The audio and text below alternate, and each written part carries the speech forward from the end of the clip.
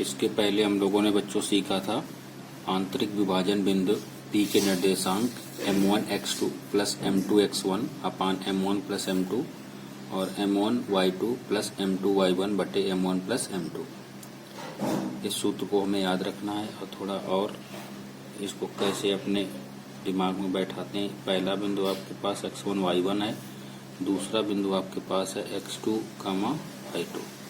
इसके अंतःविभाजन P के निर्देशांक आपको निकालने हैं, माने x y की वैल्यू निकालनी है, ठीक है।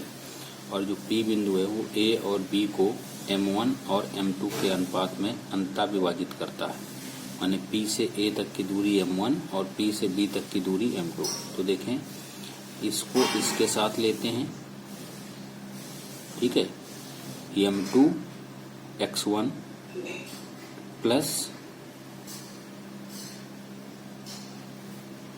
और m1 को किसके साथ लेते हैं, इस दूसरे वाले बिंदु के साथ में, ठीक है। तो सूत्र बन जाएगा m1x2 प्लस m2x1 बटे m1 प्लस m2। दूसरा बनेगा निर्देशांक m1y2 प्लस m2y1 बटे m1 प्लस m2, वही दिखा हुआ है यहाँ पर।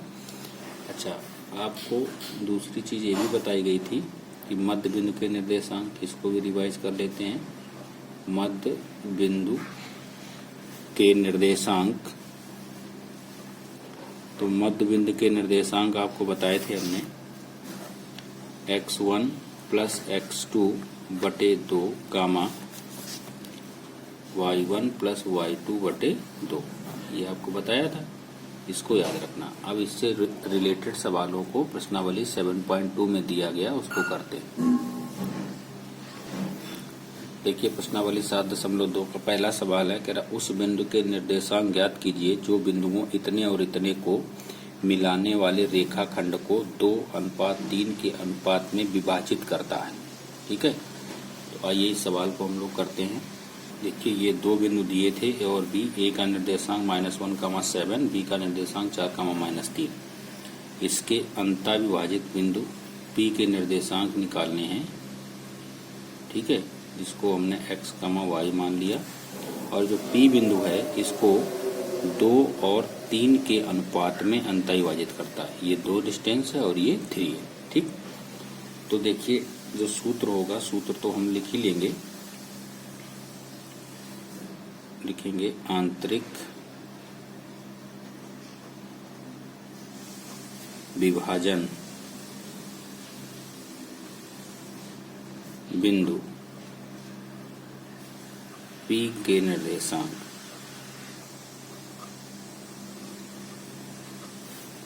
इज इक्वल टू, सूत्र क्या बनेगा, m1x2 प्लस m2x1 अपान m1 प्लस m2 गामा। अब y का निर्देशांक लिखना है, तो m1 y2 plus m2 y1 अपान m1 प्लस m2, ठीक। ये हमने सूत्र लिख लिया। अब मान रखते हैं, देखिए इसको हमें किसके साथ ले जाना, इसके साथ में, ठीक है, और इसको किसके साथ ले जाना, इसके साथ में। ध्यान से देखिएगा, ये m1 होता है और ये m2 होता है, तो m1 इसके साथ जाएगा और ये इसके साथ में।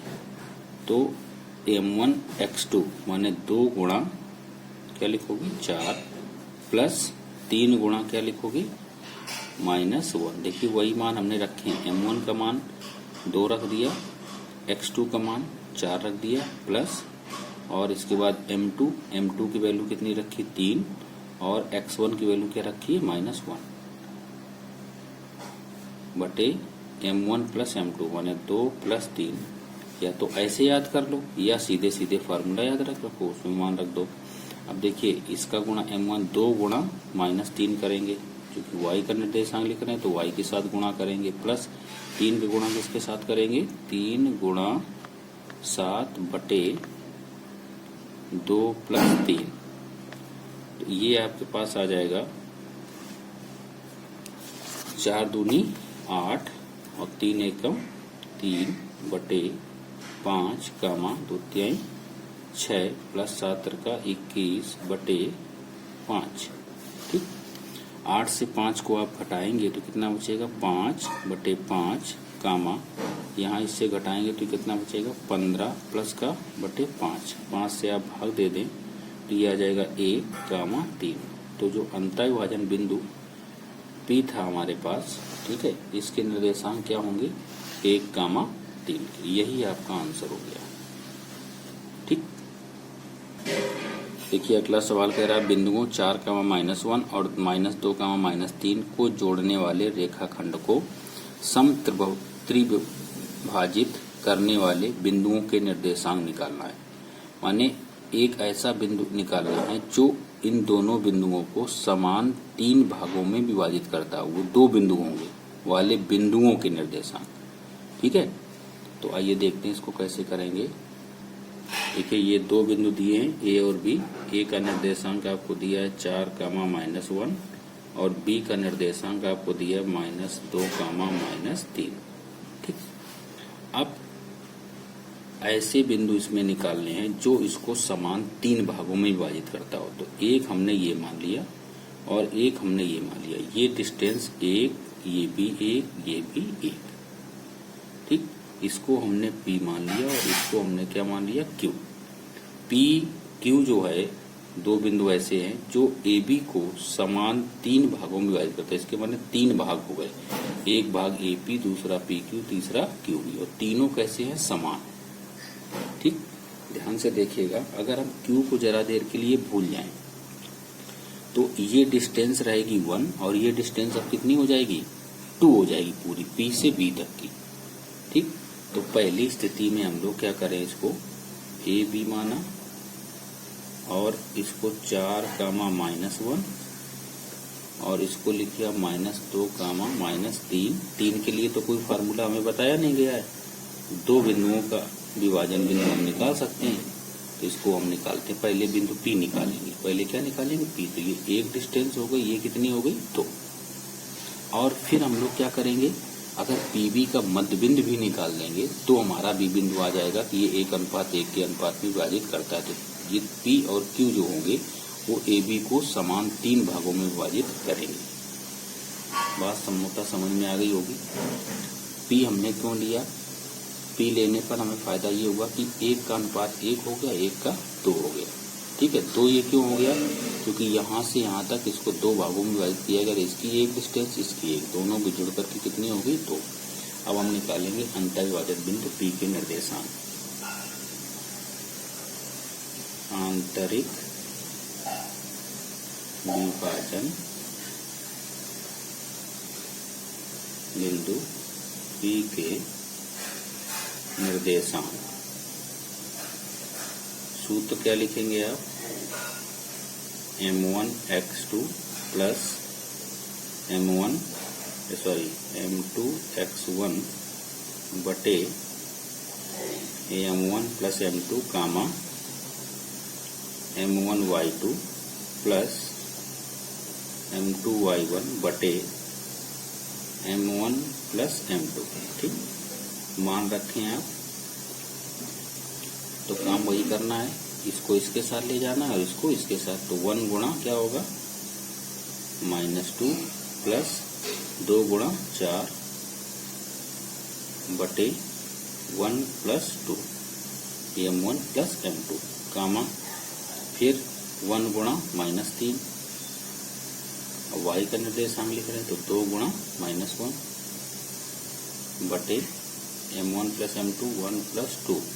तो वो सवाल में ये कहीं नहीं दिया था कि इसको 1:2 के रेशियो में डिवाइड कर रहा है। ये तो केवल त्रिविभाजन बिंदु पूछ रहा था, समान भागों में इसको विभाजित करे। तो हमने P और Q 3 भागों में विभाजित किया। P को लिया, इस पर 1 लिया और इसको कितना मान लिया 2। 2 क्यों हो जाएगा, क्योंकि 1 ये 1 ये, इसलिए ये 1:2 के अनुपात में विभाजित कर रहा P बिंदु।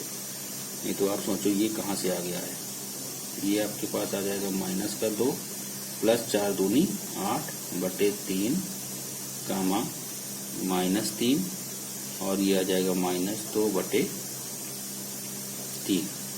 तो ये आपके पास आ जाएगा 6/3 कामा -5/3। 3 से इसको डिवाइड कर दें आप, ये आपके पास आ जाएगा 3 दूनी 6, 2 कामा -5/3। तो आपको P के निर्देशांक मिल गए। ठीक है, P के निर्देशांक मिलने के बाद में अब हमें Q के निर्देशांक निकालने। तो आप देखें P, इसको A को भूल जाओ, इतने को भूल जाओ। ठीक है, P और B के बीच में जो बिंदु है वो Q है। बीच में क्यों है? क्योंकि इसको समान अनुपात में विभाजित करता है। इसलिए अब हम अगर PB का मध्य बिंदु निकाल लें, जो Q होगा वो PB का मध्य बिंदु होगा। तो हम मध्य बिंदु के निर्देशांक जानते हैं x1 + x2/2 कामा y1 + y2/2 के। तो उससे इसको निकालेंगे। ठीक है, देखें इसको हमने लिखेंगे Q PB का मध्य बिंदु होगा, मध्य बिंदु है। ठीक है, तो ये लिख लो यहाँ P और यहाँ लिख लो B। P के निर्देशांक आपने निकाले 2 कामा -5/3 और B के निर्देशांक निकाले -2 कामा -3। इसका मध्य बिंदु हमें निकालना है क्या? Q। मध्य बिंदु क्यों हुआ? क्योंकि 1:1 है। तो लिखेंगे मध्य बिंदु Q के निर्देशांक, वो सूत्र क्या होता है आप जानते हो, x1 + x2/2 कामा y1 + y2/2 के।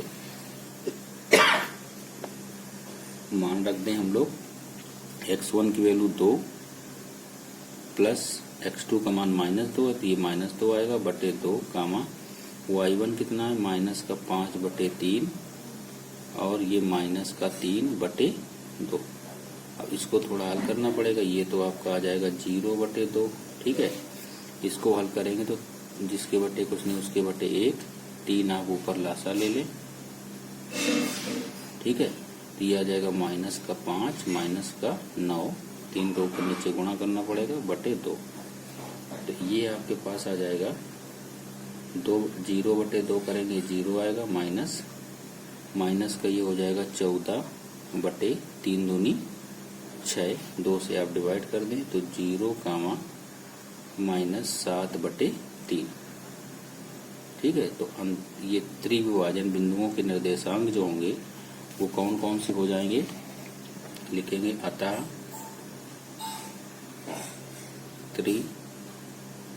त्रिविभाजन बिंदु के निर्देशांक, पहला बिंदु हो जाएगा आपके पास 2 कामा -5/3 और दूसरा हो जाएगा 0 कामा -7/3। ठीक है, ये होंगे। क्लियर?